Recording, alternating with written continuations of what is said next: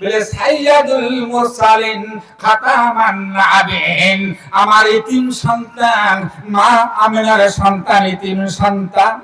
এই সন্তানটা তোমার নবী আমার দরবারে হাজির হবে না, আমি যতক্ষণ আখরি নবীকে পাবো না ততক্ষণ পর্যন্ত আমি বিচার কার্য শুরু করব না। বলেন সুবহানাল্লাহ। 1,24,000 পয়গম্বরের কথা আল্লাহ বলেন নাই?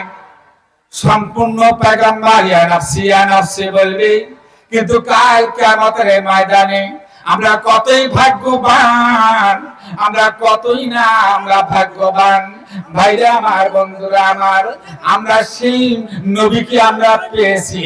ওই নবী কাল কিয়ামতের ময়দানে শুধু কাঁদবে, ইয়া হাবলি ইয়া উম্মতি, ইয়া হাবলি ইয়া উম্মতি, আমার উম্মতকে বাঁচাও আল্লাহ, আমার উম্মতানিকে বাঁচাও আল্লাহ, আমার উম্মতকে বাঁচাও, আমার উম্মতানিকে বাঁচাও। এইভাবে কাঁদবে ভাইরা আমার, বন্ধুরা আমার, কথা এই জায়গায় রাখিলাম। তারপরে আয়েশার ঘরে হাদিস শরীফে রয়েছে, হাদিসে কুরসিতে পাওয়া গেল, আয়েশার ঘরে নবী পাক সাল্লাল্লাহু আলাইহি সাল্লাম চলে গেল, শুধু কাঁদে কাঁদে। আয়েশা রাদিয়াল্লাহু আনহা কিছুই বলেন না, শুধু নবী কাঁদেন। ভাইরা আমার, বন্ধুরা আমার, বেশ কয়েকদিন পরে আল্লাহর নবীকে জিজ্ঞাসা করল, হ্যাঁ, উমরের টাকা তাফা মাইছেন কি হইছে কেন?